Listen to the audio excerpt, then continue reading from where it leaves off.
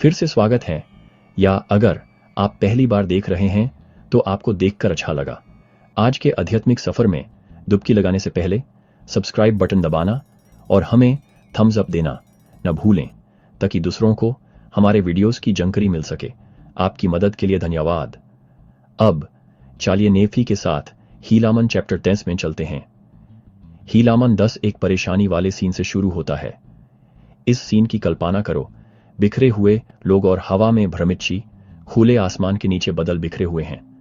और ऐसा हुआ कि लोगों में विभाजन हो गया, इतना कि वो इधर उधर बट गए और अपने अपने रास्तों पर चले गए और नीफी को अकेला छोड़ दिया जब वो उनके बीच में खड़ा था।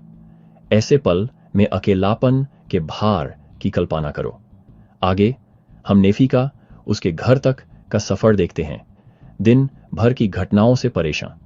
जैसे ही सूरज उसके पीछे डूबता है, लंबी परछाइयां डालते हुए हम उसके बोझ को देखते हैं। और ऐसा हुआ कि नेफी अपने घर की तरफ चला गया, उन बटौन पर विचार करते हुए जो प्रभु ने उसे दिखाई थी। ये विचार उसके दिल पर भारी हैं। कनीफय गहरे विचार में है, अपने लोगों की बुराइयों के बारे में चिंता में है। पेड़ हवा से सरासराते हैं जब वो अंधेरे के उनके गुप्त कामों, हत्याओं और लूटमार के बारे में सोचता है। और ऐसा हुआ कि जब वो इस तरह सोच रहा था, नीफियों की बुराइयों के कारण बहुत उदास था, तब देखो उसके पास एक आवाज आई। फिर ऊपर से प्रकाश निकलता है, नेफी को प्रकाशित करता है। जब वो ऊपर देखता है, प्रभु बोलते हैं, धन्य हो तुम नेफी उन बटौन के लिए जो तुमने की हैं, क्योंकि मैंने देखा है कि कैसे तुमने बिना थाके वाचान की घोषणा की है और उनसे नहीं डरे। दिव्या पहचान हवा को शांति से भर देती है। प्रभु फिर एक शक्तिशाली वचन देते हैं, और अब क्योंकि तुमने इतनी बिना थाके ये किया है, देखो मैं तुम्हें हमेशा के लिए आशीर्वाद दूंगा और मैं तुम्हें वचन और कर्म में शक्तिशाली बनाऊंगा। नेफी मजबूत खड़ा है, इस वचन से शक्तिशाली प्रकाश की एक शक्तिशाली लहर नेफी को घेर लेती है। जब प्रभु कहते हैं, देखो तुम कनीफाय हो और मैं भगवान हूं, तुम्हारे पास इन लोगों पर शक्ति होगी। जो कुछ भी तुम धरती पर मोहर लगाएंगे वो स्वर्ग में मोहर लगा दिया जाएगा। कल्पना करो कि नेफी के पास अब कितनी दिव्य शक्ति है। नेफी को लोगों को पश्चाताप का संदेश देने का आदेश दिया गया है।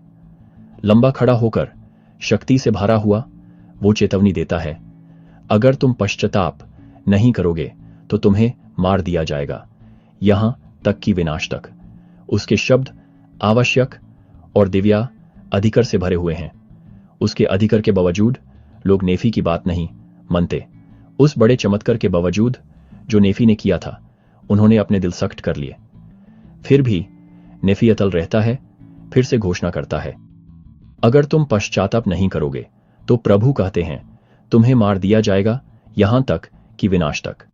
जब वो नेफी को पकड़ने की कोशिश करते हैं तो भगवान की शक्ति उसकी रक्षा करती है। एक तेजस्वी बल से घिरा हुआ उसे आत्मा द्वारा ले जाया जाता है, क्योंकि उसे आत्मा द्वारा ले जाया गया और उनके बीच से ले जाया गया।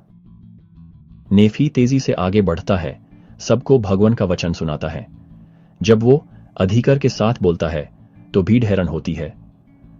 वो आत्मा में आगे बढ़ता रहा जब तक कि उसने सबको ये घोषित नहीं कर दिया। कनीफाय के प्रयासों के बावजूद लोग उसके शब्दों को ठुकरा देते हैं और अशांति फैल जाती है। उनके बीच लड़ाई शुरू हो जाती है और हिंसा फैल जाती है। वो आपस में बट गए और एक दूसरे को मारने लगे, और इस तरह न्यायाधीशों के राज का 71वां वर्ष अशांति में समाप्त होता है।